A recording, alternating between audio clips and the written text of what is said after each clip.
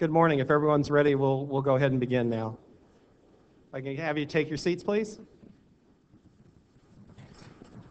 First of all, in keeping with the main message today, which is safety, I'd like to first point your attention to the slide up here, which shows the exits from this room. We remind you that if in the case of an emergency, we'd like you to move quickly and calmly to those exits and to exit the building. Good morning. After nearly 3 years, the most detailed examination of a building failure ever conducted has come to a historic conclusion. Welcome to today's press briefing by the Department of Commerce's National Institute of Standards and Technology, NIST, as we release for public comment the draft report and recommendations from our building and fire safety investigation into the World Trade Center disaster of September 11, 2001. In addition to everyone here in New York City with us, we'd like to welcome those of you watching on the webcast worldwide to this press briefing. I'm Michael Newman, Director of Media Relations for the National Institute of Standards and Technology, and I'll be moderating the press briefing today. Our presenters today will be Dr. Rach Samerjian, Acting NIST Director, and Dr. Shyam Sunder, Deputy Director of the NIST Building and Fire Research Laboratory and Lead Investigator for the WTC investigation. You will hear from them shortly, but first let me go over some logistics of today's briefing. Your press packets contain a number of items to help you cover this event. This includes the news release, which highlights today's briefing and the recommendations being presented, summaries of the reports and recommendations, a 2-CD set with the complete draft report, a transcript of Dr. Sunder's presentation, and fact sheets about NIST, the overall WTC investigation, our past experience with structural failure and fire investigations, and the National Construction Safety Team Act, the authority under which this investigation is being conducted. All of this is available at the following website, wtc.nist.gov, wtc.nist.gov. Please note that there's no www at the beginning of that address. For the broadcast media, we have available copies of a B-roll video in Betacam SP format, which documents computer simulations, fire tests, recovered WTC steel, and other visuals related to the investigation. If you did not pick up a copy on your way in, please see me afterward and we will get you one. For those media outlets, downlinking the satellite broadcast of this briefing, the B-roll video was broadcast before the briefing and will be broadcast again in its entirety immediately following the question and answer period this afternoon. Following Dr. Sunder's presentations, we will be taking questions from the media only. We ask that reporters with questions, please raise your hand and a microphone will be brought to you. When recognized, please state your name and the name of your organization before asking your question. Those of you watching on the webcast also have an opportunity to ask questions today. We ask that you submit these questions to the following email address, media, M-E-D-I-A, @nist.gov. Please put question in the subject line so we know that it is a question for this briefing, and put your name and organization in the body of the message so that we know that you're from the media. We will get to as many of those questions as we can. And now I would like to introduce the Acting Director of NIST, Dr. Rach Samerjian. Rach.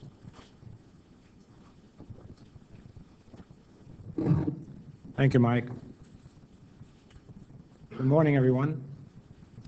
This is an important event for all of us. Today, the National Institute of Standards and Technology, NIST, is releasing the draft summary report of our building and fire safety investigation of the September 11 World Trade Center disaster at the WTC Twin Towers. We announced this investigation in August of 2002 after Congress and the President provided us with the funding necessary to do the work through the Federal Emergency Management Agency. We began, of course, the planning of the investigation well in advance of that. When we began our work, we said that our investigation would be thorough, open, independent, and result in meaningful recommendations. I think we've done that to the very best of our ability, and I believe that we have succeeded. Let me elaborate briefly. We have been thorough. With the collapses following the terrorist attacks and fires that destroyed the structures and a host of records relating to the buildings, along with the lives of 2,749 occupants and first responders. Nevertheless, NIST was able to acquire and test enough of the steel from the buildings to have confidence in our results. We were able to acquire more than 7,000 photos and 150 hours of videotape from the news media and public. We interviewed more than 1,100 survivors and first responders. We were able to gain access to key information about the building's design and construction and about communications by and with occupants and first responders as the disaster was unfolding. We advanced the state-of-the-art as part of our investigation, developing and refining complex computer models of the structures and how they would have behaved under various stresses and scenarios. We have been extremely open. We sought public comment on our plans even before we began our investigation. We held numerous briefings for the public and news media, published a host of reports updating the public on our progress and detailing our findings, and sought extensive input from our statutorily created advisory committee of outside experts. We posted information regularly on our website, and we communicated with various public groups by establishing a special liaison with the victims' families, by speaking regularly at technical conferences, and by extensive communications with the organizations in New York City directly involved with the WTC buildings and emergency response. Today, we're opening the formal period of public comment on all of our draft reports, including recommendations. We need to hear from the public. We are independent. Independence, objectivity, and impartiality are hallmarks of all NIST work, including our building failure investigations. The conclusions of our investigation and our recommendations have been developed after extensive information gathering, but they are NIST findings and recommendations and reflect no influence by any other organization. Bluntly, we're telling it like it was. And we've made meaningful recommendations. We wanted to be sure that we did not only conduct an investigation and generate a report.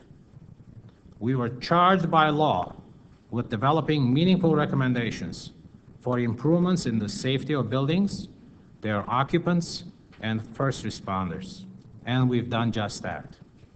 We already have begun working with the organizations that will be responsible for turning the recommendations into action. And we will hold a major conference in September to focus on what needs to be done to encourage rapid and thorough implementation. Our job is not done.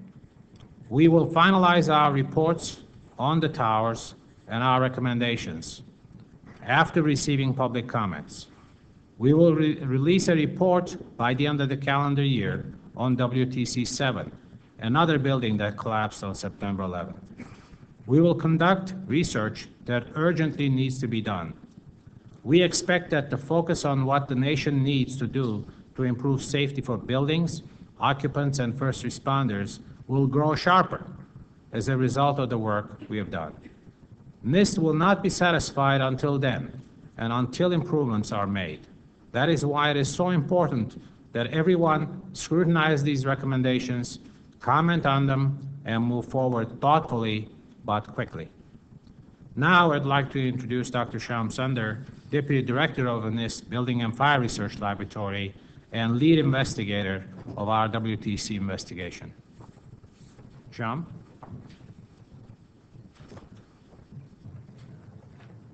Push the button, I think. Okay.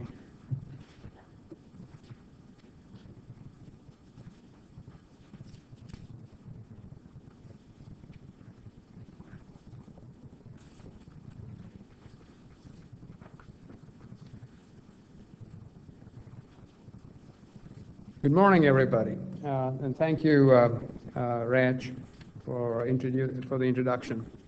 I want to spend some time just going over the overall investigation objectives, the questions we were trying to answer, and the context for our recommendations. And once I do that, I'll then go through each of the recommendations with you, and at the end of the set of recommendations, we'll then have a call for action and the actions that NIST is taking in response to those recommendations.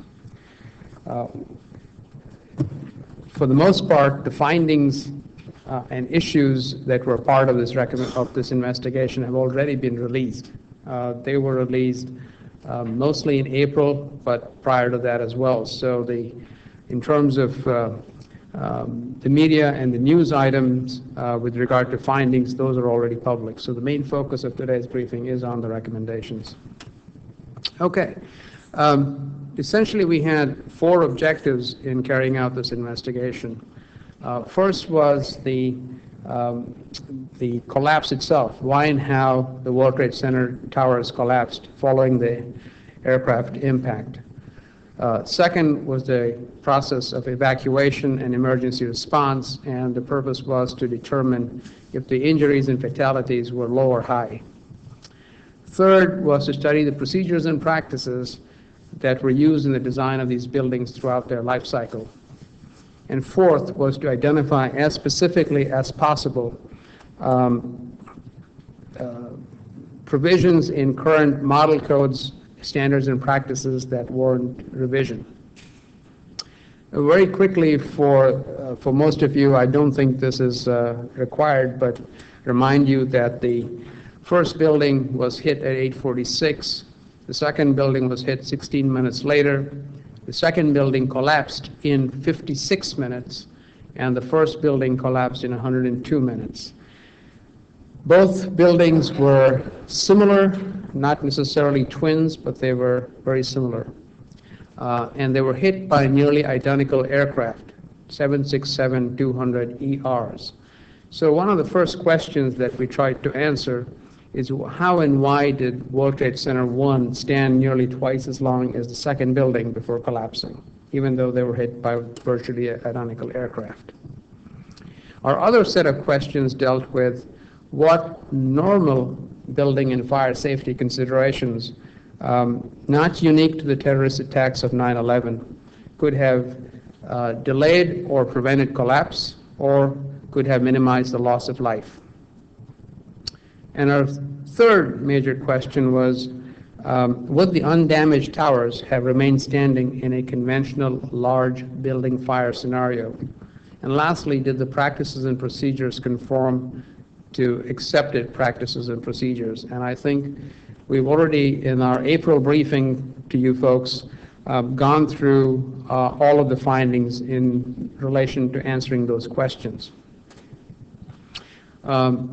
Since we launched the investigation or announced the investigation in August of 2002, we have drawn on the talent of about 200 NIST outside experts and contractors, NIST staff, outside experts and contractors. We've come out with numerous public updates and progress reports, and we've held public meetings where we have solicited comments from the broader public as we have carried out our investigation. And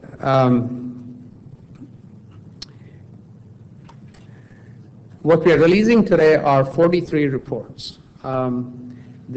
The most important report that is in your hands is the summary report for the World Trade Center towers. Its total page count is somewhere around 280, 290 pages, but the text is only about 200 pages that cover it.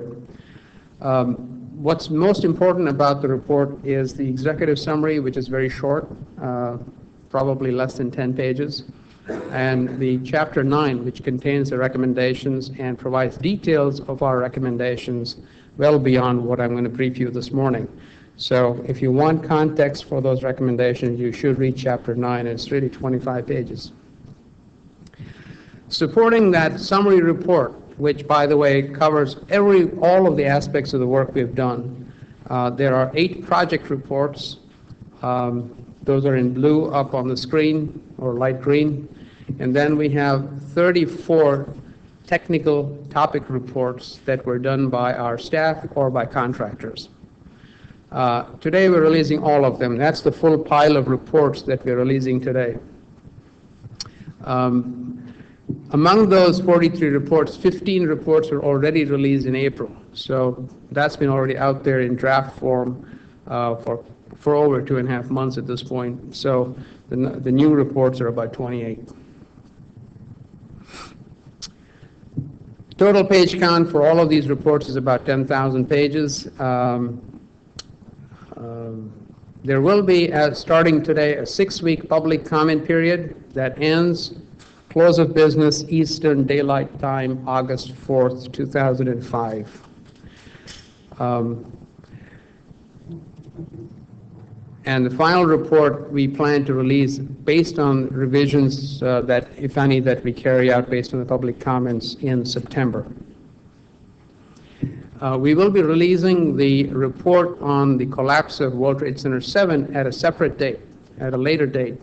Our current plan is to release that in October in draft form and final in December. But a very important milestone is going to happen in September.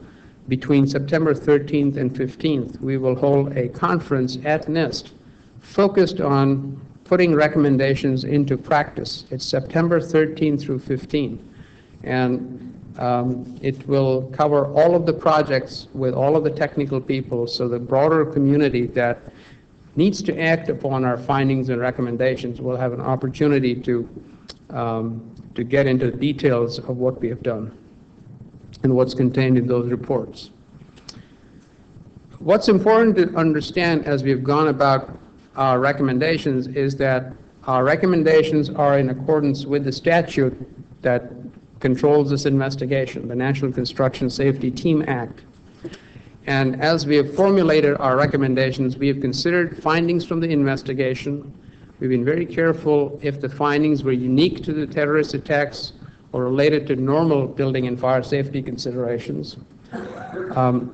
We've looked at what technical solutions are needed to address potential identifiable risks to buildings, and whether the risks apply to all buildings or are limited to certain types of buildings, for example, due to their iconic status, critical function, or design.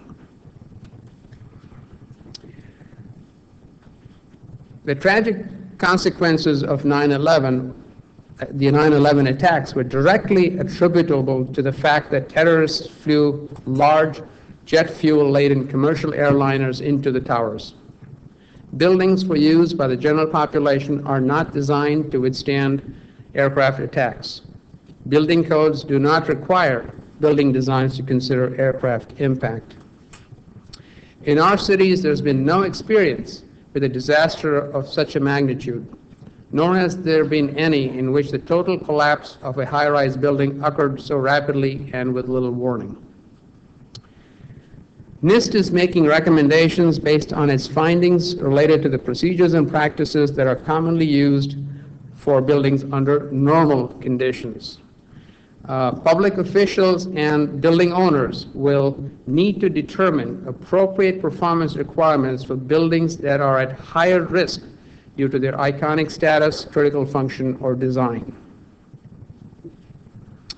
We believe that our recommendations are realistic and achievable within a reasonable period of time. And we believe strongly that the implementation of the recommendations would make buildings, occupants, and first responders safer in future emergencies. The recommendations, as you read them, do not prescribe specific materials, systems, or technologies. Instead, NIST encourages competition among alternatives that can meet performance requirements. Also, the recommendation do not prescribe specific threshold levels. That means we're trying not to be prescriptive. This responsibility of establishing threshold levels falls within the purview of the public policy setting process in which the standards and codes development plays a key role.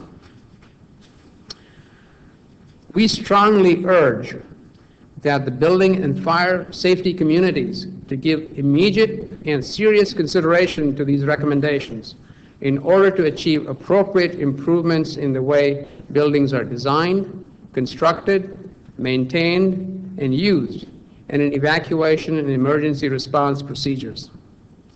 Building owners and public officials should evaluate the safety implications of these recommendations to their existing inventory of buildings and take the steps necessary to mitigate any unwarranted risks without waiting for changes to occur in codes, standards, and practices.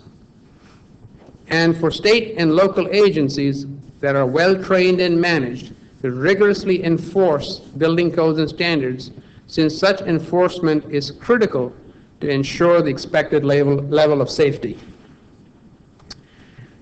We are assigning top priority to work vigorously with the building and fire safety communities to assure that there is a complete understanding of the recommendations and to provide needed technical assistance.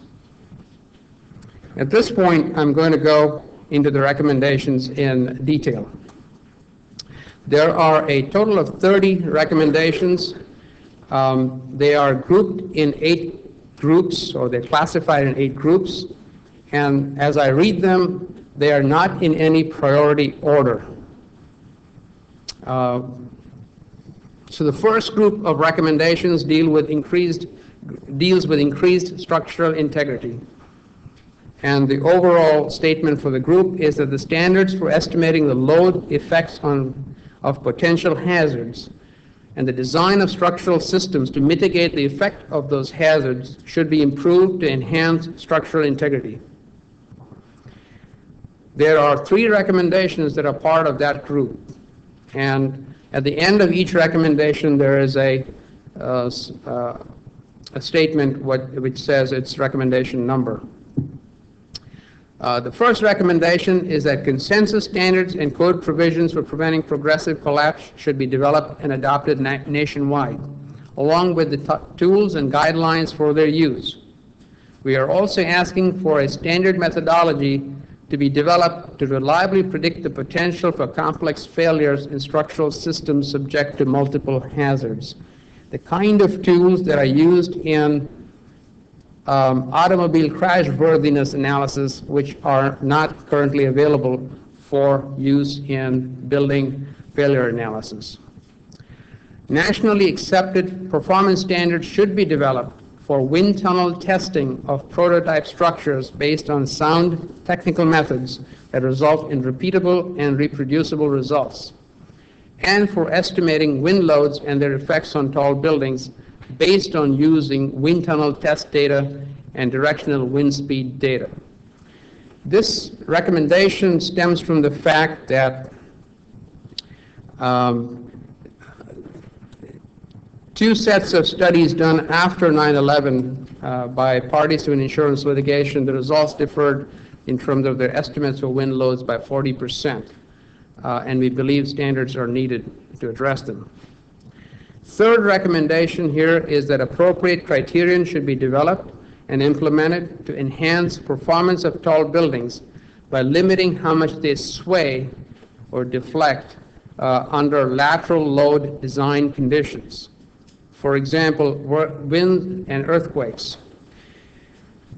And as you read the recommendation more carefully in the detailed reading, you will find that we believe that limiting building sway is an essential part of ensuring the stability and safety of structures, which currently is not a requirement in building codes.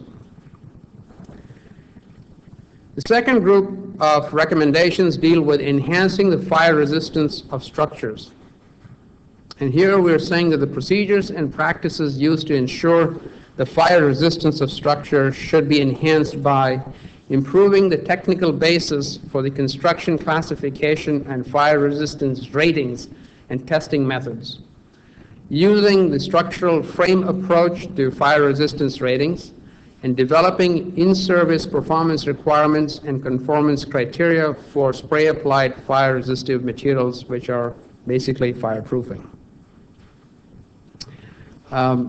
Let me go through the recommendations in this group. The first recommendation in this group actually goes over 2 slides. So the first slide and the second slide both deal with the same recommendation. And here we are saying that we need to evaluate and where needed improve the technical basis for determining construction classification and fire rating requirements, especially for buildings taller than 20 stories, and make related code changes now as much as possible by explicitly considering the timely access by first emergency responders and the full evacuation of occupants in a building, or the time required for burnout without local collapse. And the extent to which redundancy in the fire protection systems, the active fire protection system, should be credited for life safety. The need for redundancy in fire protection systems critical to structural integrity, and the ability of the structure to withstand maximum credible fire without collapse, assuming that the sprinkler system is compromised, non-operational, or non-existent. It should also include compartmentation to protect the structure, including fire-rated doors and automatic enclosures, and means to limit air supply, which might, for example, include thermally resistant window assemblies that would then retard fire spread, particularly in buildings with large open floor plans. We are also considering here, we would like to be considered here, the impact of spaces that contain unusually large fuel concentrations for the expected occupancy of the building. That would include, for example, such things as oil tanks for emergency supply, emergency power supply. And last, the extent to which fire control systems should be credited as part of preventing fire spread. And this basically is a trade-off between automatic and manual means, trade-off between sprinklers and other kinds of systems. The next recommendation says that we are asking for improving the technical basis for the century-old standard for fire resistance testing of components, assemblies, and systems, and that guidance should be developed for extrapolating results of tested assembly to prototype building systems. The details of the recommendation point out the various areas where this improvement needs to happen, particularly with regard to the scale of the test, the performance of connections between components in a fire, and such topics. The next recommendation deals with the need for criteria, test methods, and standards for the in-service performance of fireproofing to protect structural components. And here, issues such as vibration, shock, and impact during the life of a building, and what criteria applied to fireproofing needs to be considered. We also need to ensure that these materials, fireproofing, as installed, conform to conditions in the tests that are used to establish the fire resistance rating, which says that as you apply fireproofing in a building, the conditions there in some way needs to be able to conform to what was done in the tests, so that the performance you're getting in the field is consistent with the performance that is the basis of the test results. Adopt and use a structural frame approach. And essentially, the structural frame approach says that any structural member that is connected to the vertical columns of the building should have the same fire resistance rating or the higher fire resisting rating of the columns. In current practice, generally, the columns have a higher rating and the horizontal beams and girders and trusses have a smaller rating. Let me get to the third group of recommendations, and here we're talking about new methods for fire resistance design of structures. And we're saying that the procedures and practices used in the fire resistance design of structures should be enhanced by requiring an objective that uncontrolled fires result in burnout without local or global collapse. And if you read the details, it says that currently we don't have a performance objective. We have a test that is done, and it's a pass-fail test. It's not a way to predict the performance of the building. And we're saying that performance-based methods should be developed as an alternative to prescriptive design methods such as the fire resistance rating test methods that are currently used. This effort should include the development and evaluation of new fire-resistive coating materials and technologies, and the evaluation of the fire performance of conventional and high-performance structural materials, such as advanced structural steels that are fire-resistant. And we think that we believe that the technical and standards barriers, if any, to the introduction of new materials and technologies should be eliminated.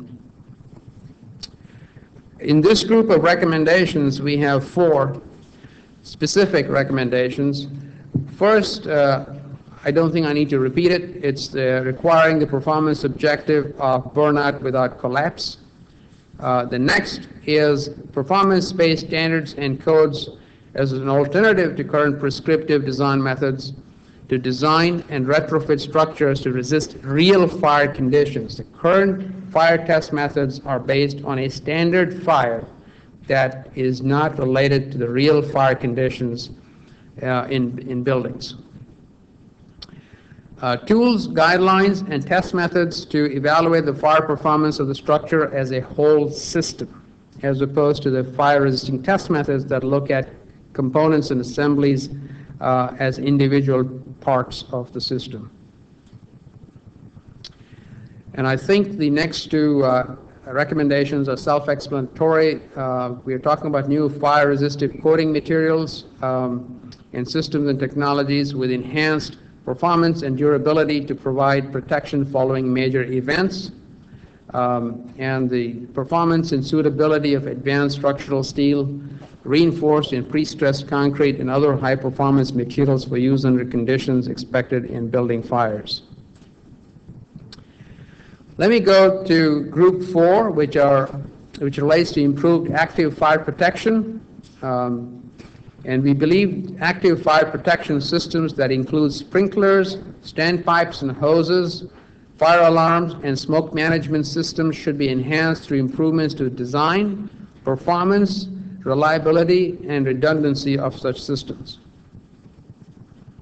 There are 4 recommendations a part of this group. First is to enhance the performance and redundancy of such systems to accommodate higher risks associated with tall buildings. And there are different kinds of risks associated with tall buildings, among which are the time it takes for emergency responders to get up to the floor that is affected if the elevators don't function. Develop advanced fire alarm and communication systems that provide continuous, reliable, and accurate information on the life safety conditions to manage the evacuation process. To adapt advanced fire emergency control panels that can accept and interpret more reliable information from the active fire protection systems to provide tactical decision aids. The information in current systems is very limited, and there are a host of additional information available or can be made available through improvements to those systems. Develop and require systems for improved transmission to emergency responders and off-site or black box storage of information from building monitoring systems. The black box storage idea is not much different from what's in an airplane. All of the information is recorded and is available and would survive a building failure of any kind. The next group of recommendations deal with evacuation of buildings. And we believe that building evacuation should be improved to include system designs that facilitate safe and rapid egress, methods for ensuring clear and timely emergency communications to occupants, better occupant preparedness for evacuation during emergencies, and incorporation of appropriate egress technologies. There are several recommendations that are part of this group. Let me go through them. The first and foremost is to develop and carry out public education campaigns to improve building occupants' preparedness for evacuation in case of building emergencies. This is a very important task, and that can be undertaken today, so that building occupants have the drills, the knowledge, the information they need to evacuate buildings successfully. Design tall buildings to accommodate timely, full building evacuation of occupants due to building-specific or large-scale emergencies such as widespread power outages, major earthquakes, tornadoes, hurricanes, fires, accidental explosions, and terrorist attack. Currently, the buildings are designed for what is known as a defendant place or phased evacuation, where usually the capacity of the stairwells is sufficient to evacuate the affected floor and maybe the floor above and below the affected floor.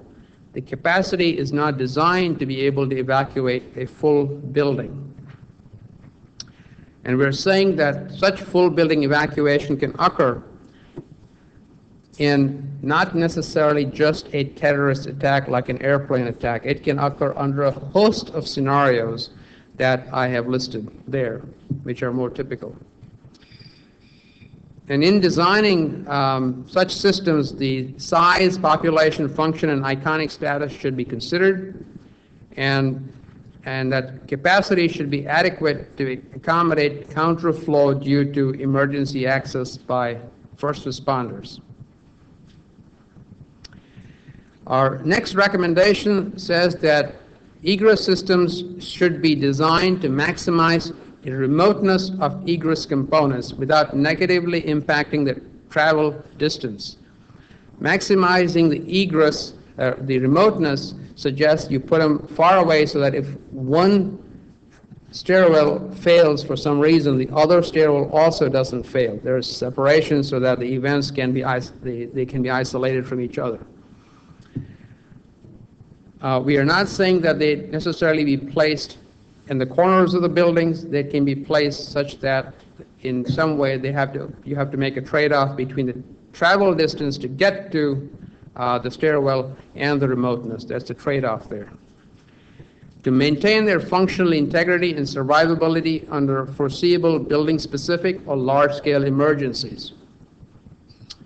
And this simply gets to the issue of the integrity of the structural core when you have an accidental structural load, such as a gas explosion or some other event that can have an impact on the survivability of the core or the shaft wall.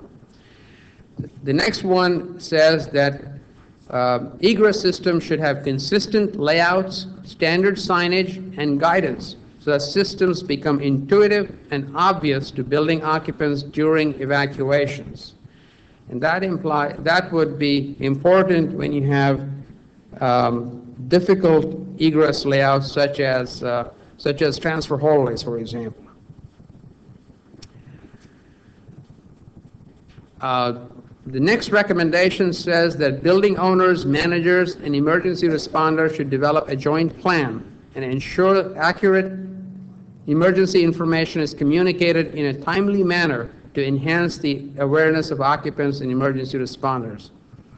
And this should occur through better coordination of information among different emergency responder groups, efficient sharing of that information among building occupants and emergency responders, more robust design of emergency public address systems, improved emergency responder communication systems, and use of the emergency broadcast system, which now is called the Integrated Public Alert and Warning System, or IPAWS, and Community Emergency Alert Networks.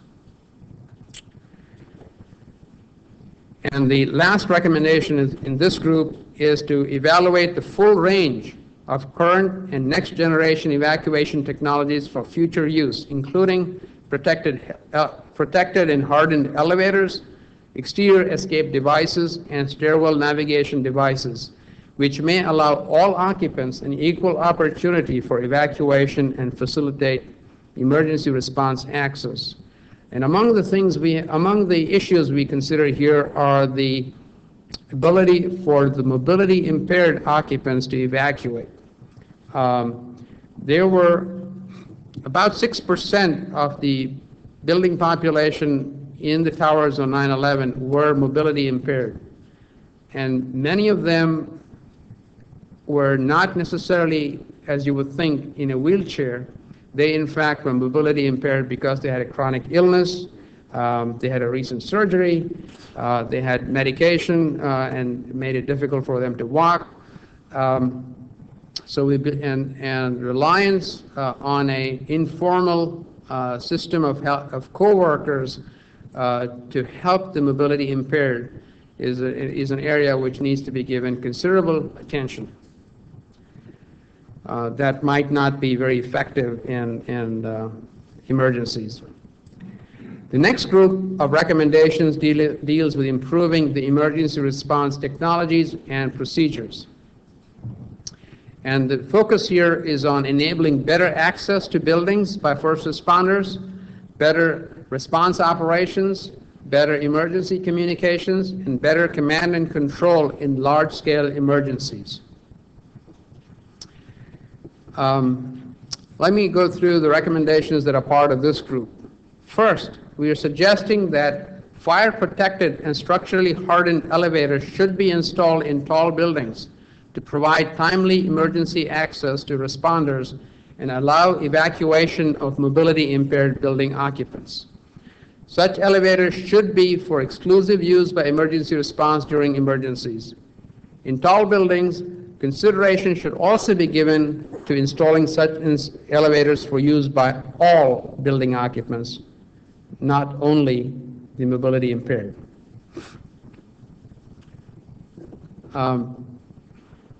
This technology of fire-protected and structurally hardened elevators has some history of use in other countries, and there are companies in the United States that are advanced in this technology. There is some additional work to do, but that work can be done pretty quickly in making sure these kinds of elevators can be installed in buildings. The next recommendation is to install, inspect, and test emergency communication systems, radio communications, and associated operating protocols to ensure that the systems and protocols, one, are effective for large-scale emergencies in buildings with challenging radio frequency propagation environments, and two, can be used to identify, locate, and track emergency responders within indoor building environments and in the field. You probably heard a lot about interoperability. What we're saying here is there are two additional very important issues. One, radio frequency propagation is difficult in steel and reinforced concrete buildings, much like your cell phone has difficulty transmitting in those buildings. And so very important attention needs to be given to the propagation of those signals within buildings if we're going to be able to communicate in high-rise buildings. Second, the scale of the operation needs to be considered. In many incidents or events, you have a handful of first responders, and maybe in some you have 100 or 200.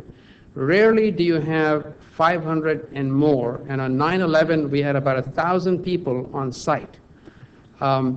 When 1,000 first responders try to communicate on a limited number of frequencies, that's a challenge. And so in addition to the interoperability issue among different first responder groups like the police and the fire department, the issue of propagation within buildings and the issue of scale of the operation needs to be looked at. Establish and implement detailed procedures and methods for gathering, processing, and delivering critical information through integration of relevant voice, video, graphical, and written data to enhance the situational awareness of all emergency responders. This is something that with current technology can be done and needs to be done. And we're also calling for the establishment of an information intelligence sector as part of emergency response operations to coordinate each incident. That is somebody who will be able to look at all of the information and provide the relevant and appropriate information to the first responders on the site. The next recommendation is to establish and implement codes and protocols for ensuring effective and uninterrupted operation of the command and control system for large-scale building emergencies. This would include, for example, and you should read the details in Chapter 9, that when you have an emergency in a tall building and you can see, for example, there's a very large fire, or you see some kind of major structural damage, then the command post should not be located in the lobby of the building, but should be located outside the footprint of the potential collapse zone of the building. And that's an assessment that needs to be made early on and should be made continuously throughout an incident.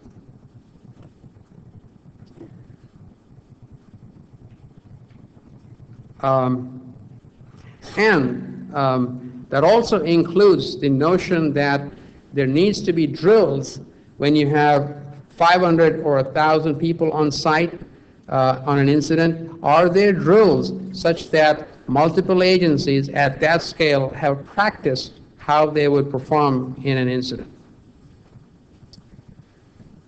That recommendation also deals with the location of the emergency operations centers, and that they should be located and operated such that their functional integrity can be ensured in the kinds of emergencies that are being envisioned.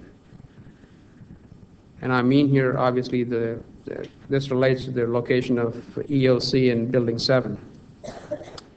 Group 7, improved procedures and practices. And the procedures and practices used in the design, construction, maintenance, and operation of buildings should be improved by encouraging code compliance by non-governmental and quasi-governmental entities, adoption and application of egress and sprinkler requirements in codes for existing buildings, and retention and availability of building documents over the life of a building.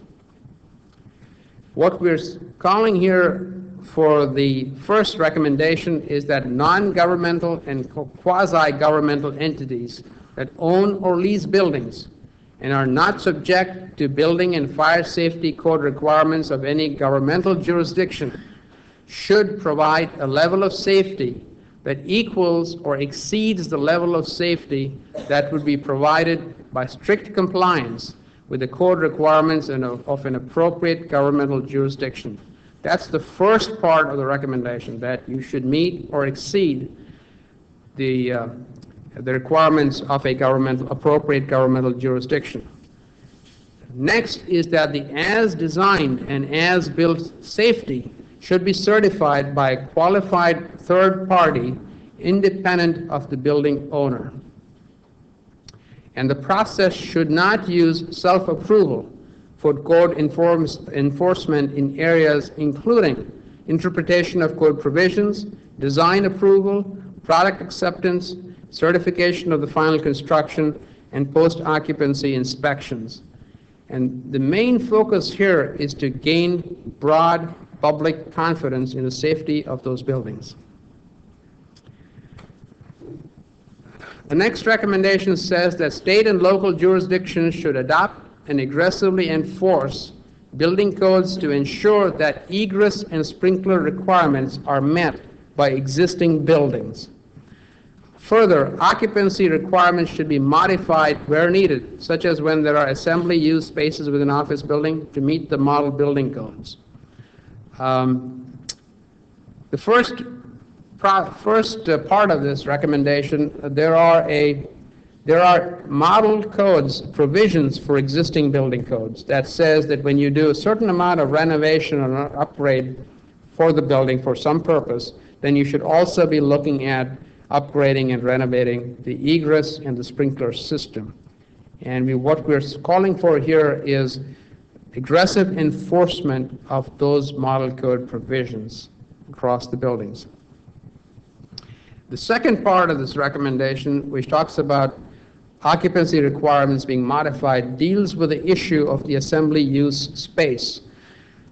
In the towers, there were large assembly use spaces on the top of the buildings that dealt with the Windows in the World restaurant and the top of the tower observation deck. The occupancy loads there exceeded 1,000 on each of those floors. And when you consider the New York City building code requirements for it very carefully, and we have actually done that very carefully post our April 5th briefing to you, it suggests that the towers should have had 4 stairwells in the buildings. Instead, they had 3. And that's what we mean by when there are such assembly use, but even though they were only limited to the top of the building and most of the building was office space, these need to be properly considered. Building codes should require building owners to retain documents related to the building design, construction, maintenance, and modifications over the entire life of the building. Current practice in this regard is that typically 6 to 7 years is the duration for which documents are retained. Means should be developed for off-site storage and maintenance of the documents. We believe that with current information technology capabilities, retaining these documents and storing them should be a doable task. And relevant information should be easily accessible by responders during emergencies. This is for first responders who come on a site to have a sense of the building plan and features and capabilities. The relevant information needs to be made available to them, and that information should be current as far as the condition of the buildings are concerned. And the last recommendation as part of this group is that the role of the design professional in responsible charge should be clarified to ensure that all appropriate design professionals, including the fire protection and structural engineers, are part of the team designing buildings that employ innovative or unusual structural and fire safety systems. Usually in commercial buildings, the architect is the person who is responsible, who is the responsible design professional, and they have a structural engineer and a mechanical engineer and an electrical and a plumbing engineer, all of whom do their expert things. But I think that what we're saying here is that concept, which exists in some of the current standards and codes, should be clarified to ensure that fire protection and structural engineers are also brought in certain areas, such as the buildings that have unusual structural and fire safety systems. The last group of recommendations are on education and training. The skills of building and fire safety professionals should be upgraded through a national education and training effort for fire protection engineers, structural engineers, and architects. Continuing education curricula should be developed, as well as professional short course and training materials, and I will let you read this slide and understand its contents. It's pretty self-explanatory. So let me repeat our call to action. NIST strongly urges the building and fire safety communities to give immediate and serious consideration to these recommendations in order to achieve appropriate improvements in the way buildings are designed, constructed, maintained, and used, and in the evacuation and emergency response procedures. building owners and public officials to evaluate the safety implications of these recommendations to their existing inventory of buildings and take the steps necessary to mitigate any unwarranted risks without waiting for changes to occur in codes, standards, and practices. And state and local agencies that are well-trained and managed to rigorously enforce the building codes and standards, since such enforcement is critical to ensure the expected level of safety. Our work just begins. It doesn't end with the investigation. We have a number of actions already taken and planned for being taken. The National Construction Safety Team Act requires NIST to conduct or enable or encourage the conduct of appropriate research recommended by the investigation team. It also requires the promotion of the appropriate adoption of the recommendations by the federal government and other agencies and organizations. We are assigning top priority to work vigorously with the building and fire safety communities to ensure that there is a complete understanding of these recommendations and to provide needed technical assistance. As part of our overall World Trade Center response plan, we have begun to reach out to the building and fire safety communities already to pave the way for timely, expedited consideration of these recommendations. Specific examples include our outreach to model code organizations. These are the national groups that develop the model codes and which are used throughout the country. The standards and development organizations, those are the standards which the model codes refer to in their model codes. The state and local building officials, and they are the people who ultimately adopt and enforce building codes.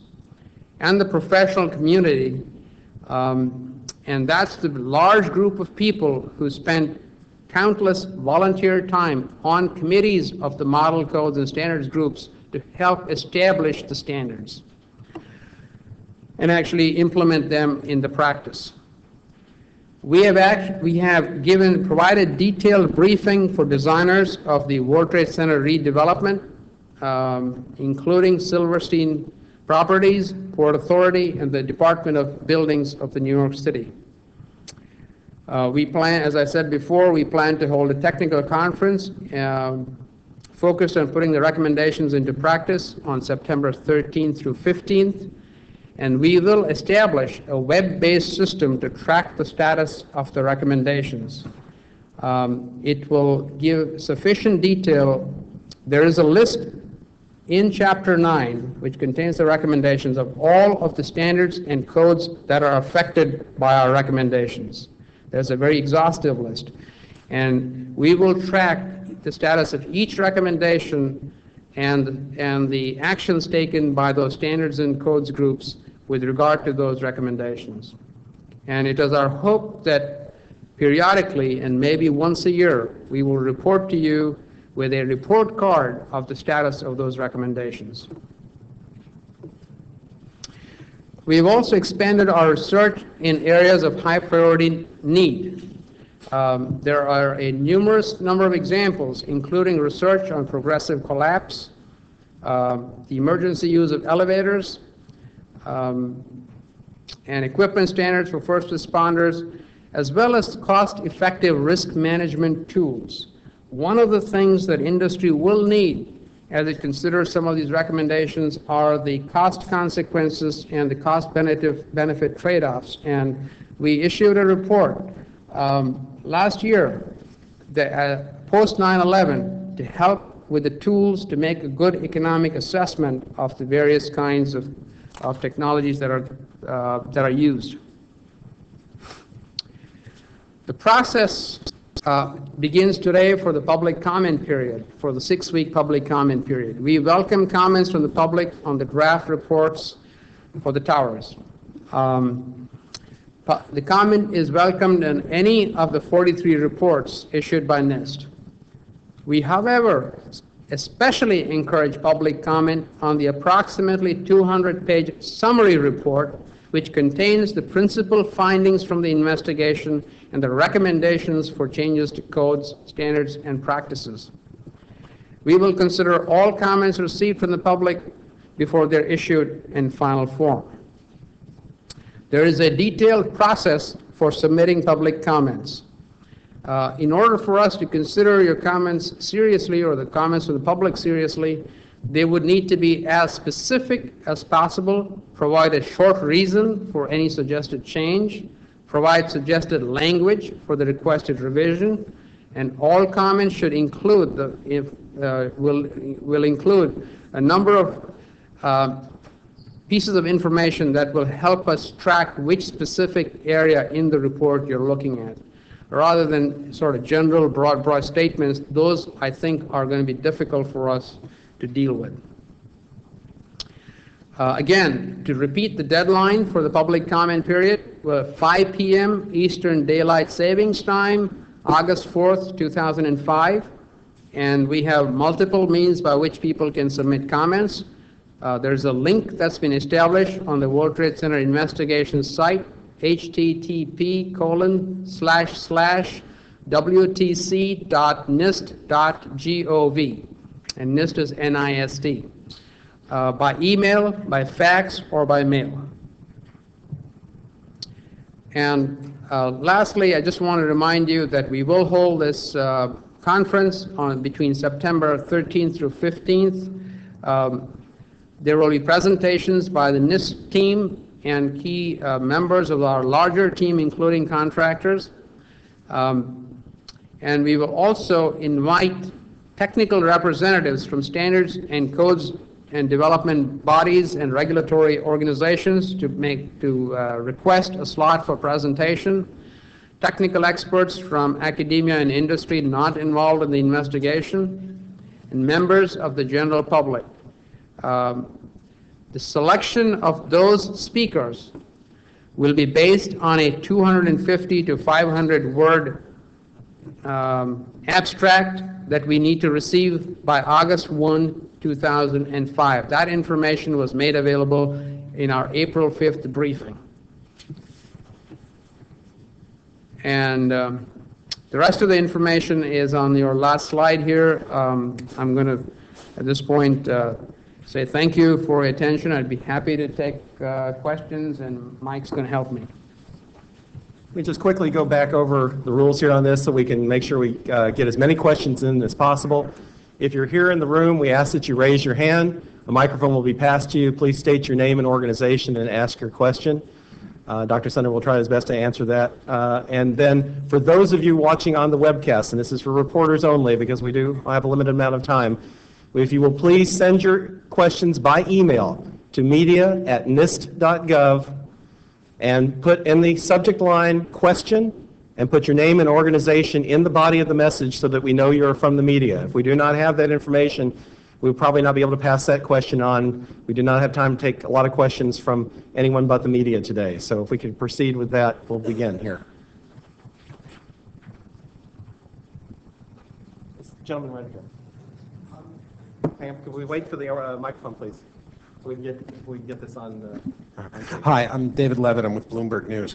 To what extent, I'd like to get your evaluation of the extent to which your ideas have been implemented at the new World Trade Center 7.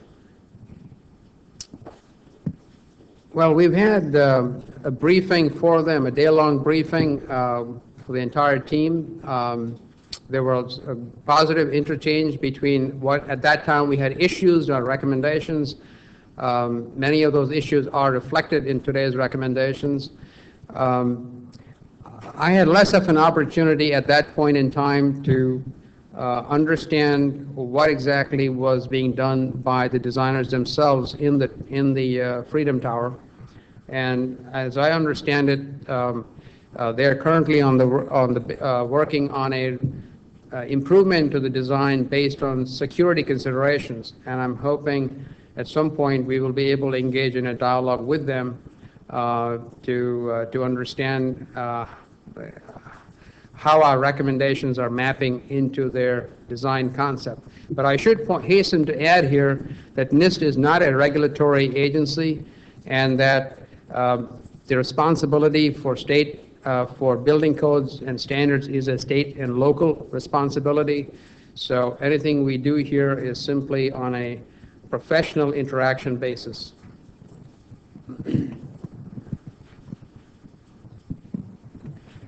Nadine Post, Engineering News Record magazine.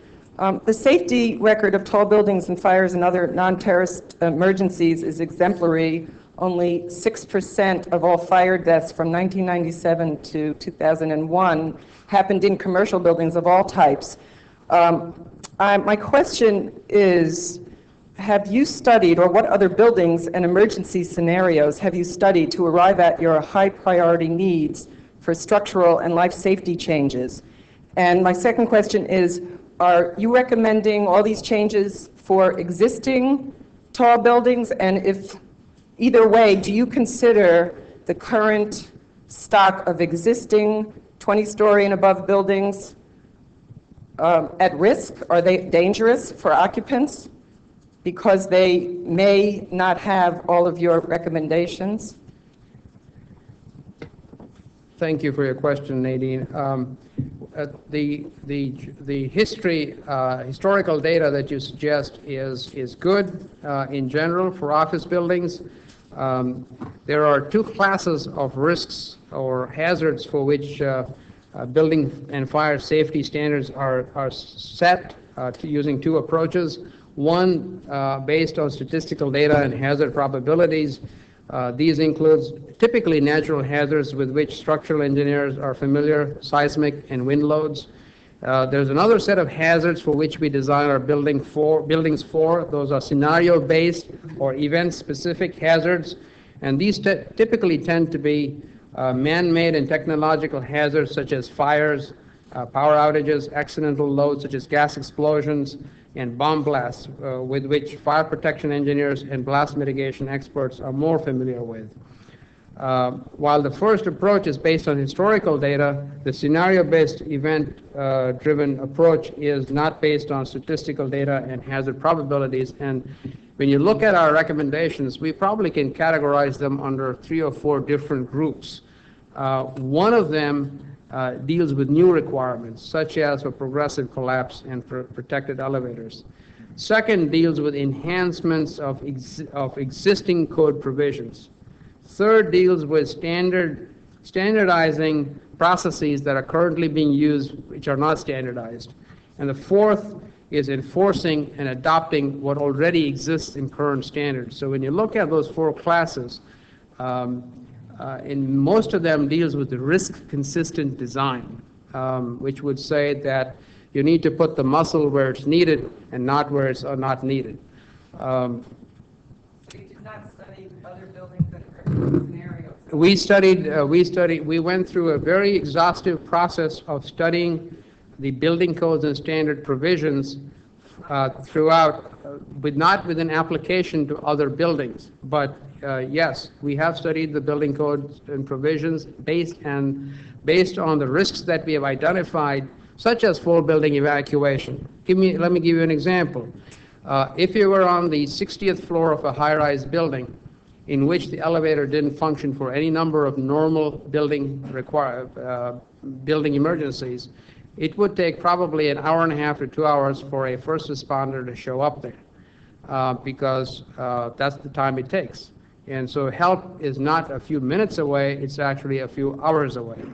And so when we talk about elevators for that purpose, we are talking essentially for those kinds of scenarios. And in fact, in the towers themselves, there were full building evacuations under non-terrorist attacks. But you did not base your recommendations or your high priority needs on the performance of other tall buildings in fire emergencies historically in the United States. Yes, we have.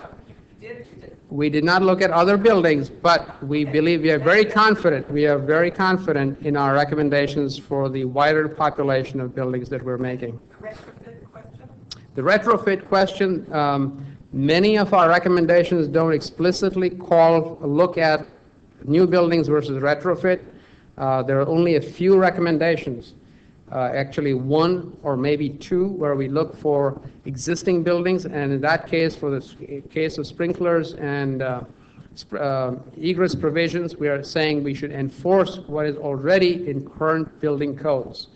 With regard to existing buildings, we are saying that building owners and officials, public officials, should look at these recommendations in light of their inventory of existing buildings and take steps to mitigate any unwarranted risks that they decide exist in those buildings.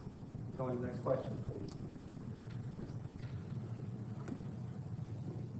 Paul Shen from the Daily News. A two-part question. You mentioned that you weren't setting thresholds in this. But I'd like to ask why not. And the second question is, if you could do a little thought experiment of assuming that all these recommendations had been adopted in the World Trade Center towers, could you go through a scenario of what may have happened step by step on that day? What was the first part of your question? Thresholds. Discretion. Not setting threshold standards. We believe that, for example, we said construction classification needs to be looked at carefully. And that would say, for example, currently we, prior to 9/11, buildings, the requirements for building codes did not change depending on the height of the building. The risks associated, and the risks issue has to do with a consequence of a threat. After 9/11, both the International Code Council and the National Fire Protection Association, which have model codes, have changed that requirement, and right now there's a requirement that buildings 420 feet and higher have a higher fire resistance rating for the structural elements. That change happened, and that would imply 40 stories. Now, I think what needs to happen are our recommendations need to be looked at, and the risks need to be measured for heights, for different building heights. So things that might be relevant for another threshold, which might be relevant, is 20 stories. And that's because at 20 stories, when first responders walk up, they are able to go up 10 or 15 stories, but beyond 15 or 20 stories, it becomes very hard on them physiologically to get up. And then to get up to higher floors and be effective is an issue. So the threshold issue is an issue that needs to be properly studied by itself, and also needs to be developed in the context of the specific provisions that are being looked at. And the best way to have thresholds be set is through a consensus of experts who understand the topic, especially when you don't have data to support it. You had a second part. There was a second part to the question that dealt with go through a scenario of what might have happened if some of these recommendations have been implemented. Let's just take the example of the elevators. Had there been structural and fire protected, first of all, we do know that of the 99 elevators in each building that were in the tower portion, above ground portion of the buildings, only one elevator was known to be functioning in each of the buildings. We believe that had these improved elevators been in those buildings, that many more of the elevators would have been functioning. A large number, much larger number of elevators would have been functioning, even if some of them had been destroyed in the impact area, because these buildings were based on 3 levels of elevators. Elevators that served the bottom third of the building, middle third of the building, and the top third of the building. And the aircraft impact damage was always, in both cases, on the top third of the building. It's also possible that had the 4th stairwell been in the building, it is conceivable that that 4th stairwell, had it been remotely located away from the cluster, it is possible that the airplane damage to it may have been less. It is possible that more people may have been able to evacuate in the building, particularly if you had the buildings full of the 25,000 people in the buildings. And that's a very important point. 9/11 was a relative success story because the buildings were only 1/3 full on that morning. If the buildings were full with 25,000 people, we have said publicly that about 14,000 people would have died that day, and about half of them would have been below the floors of impact. So had the elevators been functioning below the floors of impact, it would have helped a lot of those people evacuate the buildings. Those are just two examples, but I really can't go through all the various scenarios.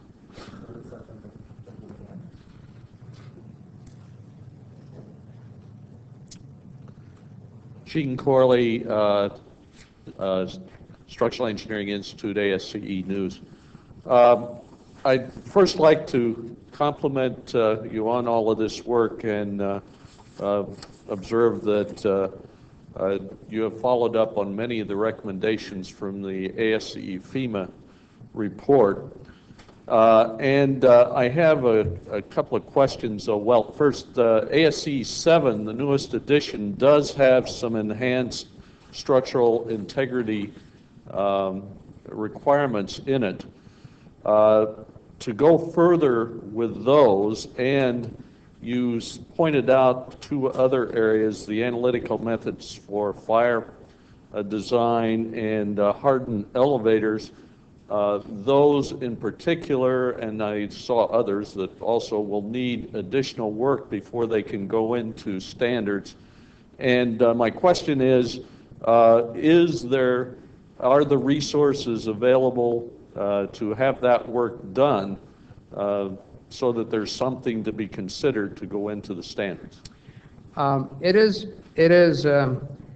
First of all, I think there are a number of parties that have responsibility in carrying this out. As we all know, in the United States, it's the private sector that develops the standards and codes, and so the private sector responsibility does exist here as well, and I believe we have had strong interest on the part of groups such as ASCE and NFPA and ICC to begin to act to implement our recommendations, and we intend to fully work with those organizations to make that happen.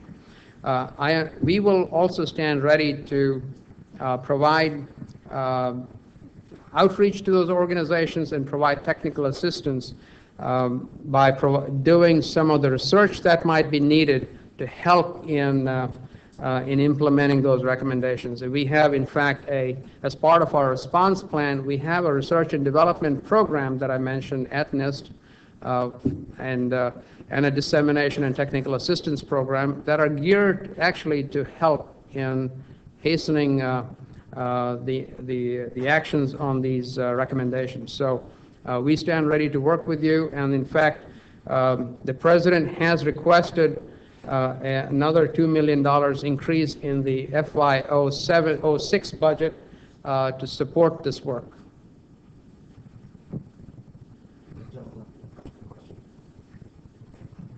Thank you. Ron Marsico, Star Ledger. Can you talk to how well the Port Authority of New York met or exceeded the existing building codes? From the pretty thorough review that we have done, the Port Authority of New York and New Jersey generally met or exceeded the building codes that were in place for the towers, and there were a few areas where, as I've already pointed out, there was areas of concern, but none of those areas of concern played a role in the outcome on September 11th. And if you want to know the specific areas of concern, there are the stairwell issue, the fire resistance, no fire resistance test was done on the floor system, and we didn't find any rigorous engineering study or information related to the fact that the buildings had been designed to withstand an airplane impact in the original design. We didn't find any documents. We have no evidence. So those were, but that had nothing to do with codes.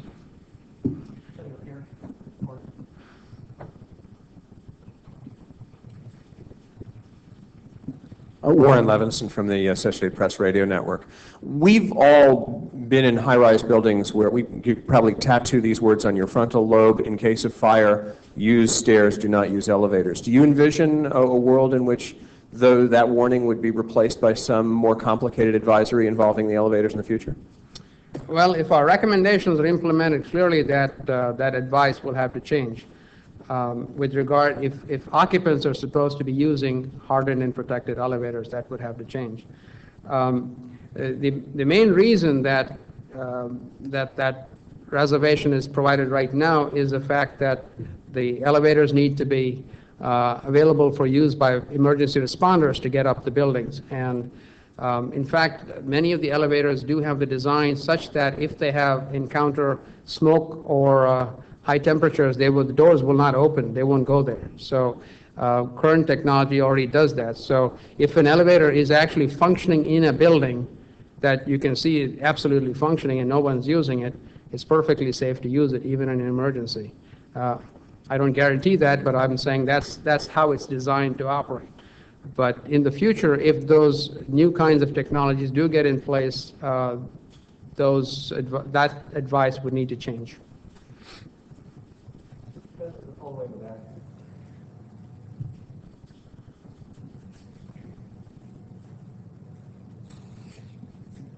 Hi, Beth Fertig from WNYC Public Radio.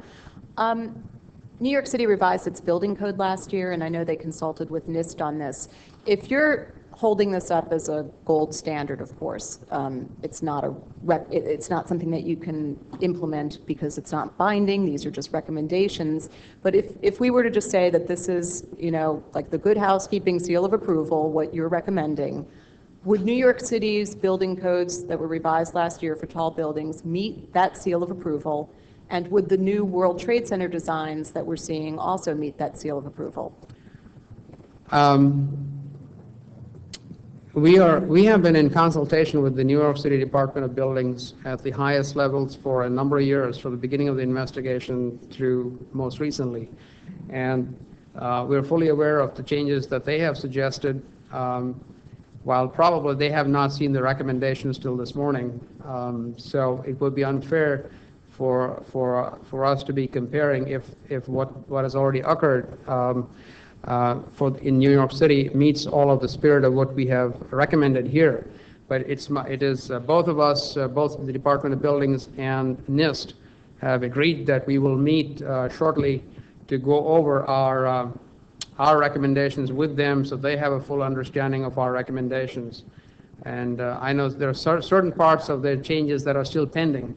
And so we hope that the information we provide can help them. With regard to the new World Trade Center or the Freedom Tower, and I already discussed that earlier on. We've dealt with the group of designers that are designing the Freedom Tower and shared our information with them. Again, once we have a two-way dialogue where we can exchange technical information, we'll have a better sense of the safety aspects that they have implemented from our recommendations.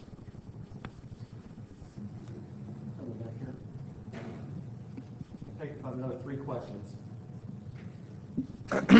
Hi, I'm Nico Haupt, also known as Ewing 2001. I'm today here for Einen Work Report as a guest reporter and 9/11 Truth Action. I would like to state that my following questions are with hopefully proper respect to the 9/11 families, but especially those who are questioning the credibility of NIST.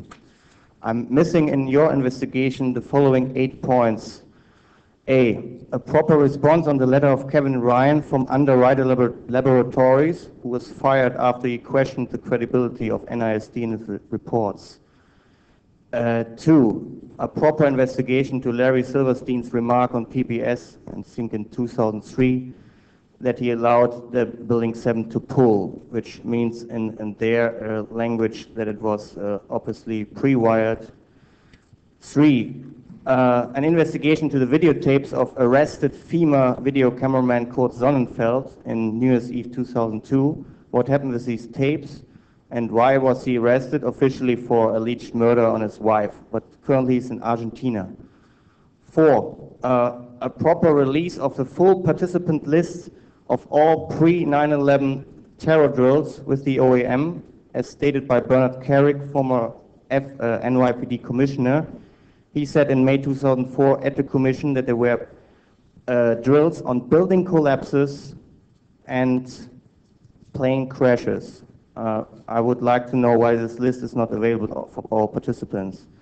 5, proper response to a worldwide grassroots movement, the 9/11 Truth movement, as to why you not properly respond to even former Bush employees like Morgan Reynolds, A&E University, 2 weeks ago, that he thinks that 9/11 was an inside job and that all 3 buildings, 1, 2, and 7, collapsed regarding to controlled demolition. 7, a proper investigation into the companies who removed the rubble, including the same companies who moved the rubble at the Pentagon. I'm lacking now the names. And 8, a proper list into all emergency drills, including an investigation to the Motorola radios, which followed a trial which was dismissed by Motorola. The trial itself suggested that Motorola sabotaged the radios, that it not properly functioned. And last but not least, there's still no clear explanation by NIST why Building 7 collapsed. It burned only on 2-3 floors. There are video documentation that it collapsed properly in itself in free fall. There is no clear response on every knowledgeable physical laws. There is no reasonable explanation on the photos, infrared photos of the fire, which was not hot enough to melt any steel. And a proper comparison to the 4 days burning of the Windsor hotel in Madrid, which didn't collapse at all. Okay. I'm going to be, that's a very, very long question, but our main focus of today's briefing is to discuss the World Trade Center Tower reports that are out here and the recommendations. That's our main focus. And let me just say that NIST stands behind its extensive scientific and technical investigations. Our findings and the recommendations for improvements in building and fire safety derived from them are based on solid science, engineering, visual evidence, and interviews. We are an independent agency. We've used technical experts from the private sector, and our job is to provide objective information. That's what we have done. Many of the aspects of your question are outside the scope or our statutory authority to deal with. Thank you.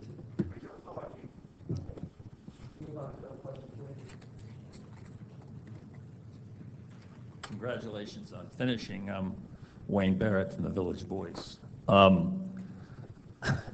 I can't square the answers you gave to 2 questions. One saying that the Port Authority shortcomings, to the degree that they were shortcomings, had no role, and your statements about the 4th stairwell. Could you square that? Sure. And then secondly, are you going to be able to disclose at any point any outside contacts that NIST had with either governmental agencies or with outside agencies or entities before you reach these final conclusions? And why was there no meeting of the advisory committee before these recommendations were put forward here today? Okay, I think I have, first is the stairwell issue. The stairwell issue is appropriate, as we said it, they are 2 different things. On 9/11, the buildings were 1/3 full, and we have come out and said that the stairwell capacity for the number of people who were in that building on 9/11 was adequate. And the reason is we have data to show that in the last 20 minutes before each building collapsed, the rate of evacuation had become 20% of the prior rate of evacuation. The speed of evacuation had slowed down. Stairwells were much less being used, so the capacity was not an issue. However, if you did have 25,000 people in the building, a full building, then our models, based on calibrated for the 9/11 experience, suggest that it would have taken 4 hours to evacuate the building. And so since we only had a much shorter period of time, our estimate is that 14,000 lives may have been lost, half of whom...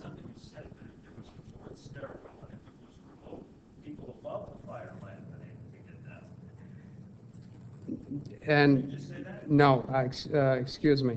The fourth stairwell, you're talking, and that's a very small number. The number of people who, the issue there, I think the issue there is not much. The issue there is not really an issue between 3 and 4 stairwells. It's a question of where the airplane struck in the building based on the location of where the stairwells were. It just so happens. And we are making recommendations about the spacing of stairwells and so forth, but it just so happens that in Building 1, all of the stairwells were knocked off. In Building 2, one of the 3 stairwells was marginally passable, at least for a short period of time. Had a 4th stairwell been there clustered right in the center of the building, it wouldn't have made any difference. So we have to be very careful when we extrapolate that the issue of the impact zone. Where you should look at is really outside the impact zone. And you had 2 other parts to your question. This has been an open investigation. We've, as I said before, we've had lots of meetings with lots of groups, and we have never said we would not meet with any group, given our time constraints, of course. But we've talked to lots of professional organizations, technical experts, members of the families of the victims. We've talked to building officials. We've talked to city officials, Port Authority officials, certainly. But the most important thing, the hallmark of all NIST investigations, as Dr. Semerjian pointed out, is we are independent, we're objective, and we're impartial. And that's what we've done. With regard to the advisory committee, the advisory committee did meet. The advisory committee, the process of developing the recommendations took over a year, and we came out with issues in October of last year. Those issues had been developed in consultation with the advisory committee, and the advisory committee had a full-day session in November of 2004, a closed session, at which all of the recommendations were discussed with them with a draft document, an earlier version of Chapter 9. And based on those, based on the advice that we got from there, we have made changes. So we believe that the recommendations are fully consistent with the advice we got from the advisory committee. One more question here, and then hopefully there'll be a little bit of time afterward in which you can come up and ask Dr. Sunder some questions. But one more formal question here.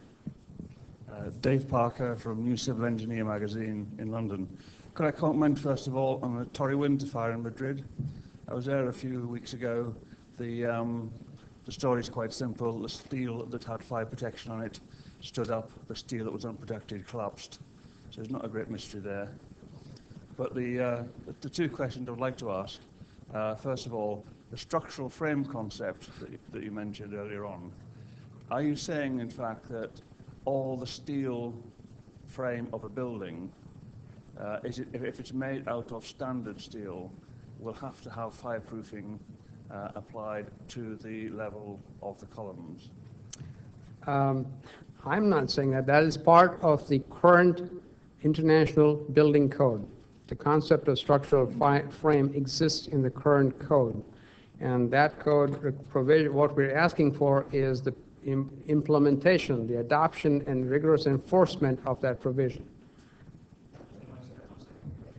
Standard model for a commercial office block or residential block throughout the world is a building with a single central core, be it concrete or steel, whatever. Are you saying that now the standard model will have to have separated cores, 2 cores, 3 cores? No, we, as I said up front, we are not making any prescriptive requirements for systems, materials, or technologies. We want there to be different options available to the designer, the full range of options. And what we have suggested are performance requirements that they need to consider. And and take account of as they do their designs. So you still can do, for example, the integrity of the shaft wall or the core, and whether it needs to be for the elevators and the stairwells and the core as a whole. Those are options that the designer will have to figure out how to get them. It's not that we're saying the elevator shaft needs to have a solid core, the egress shaft has to be a solid core, and the core as a whole has to be a solid core. We're not saying that. We're saying it needs to be just enforced properly. We'll conclude the briefing now. Ladies and gentlemen, thank you for attending. Thank you for those who are on the webcast with us. Let me remind the broadcast media watching the satellite downlink of this program, you will get another rerun of the video B-roll that we have for helping support your stories. That will be run in just a few minutes. Thank you very much.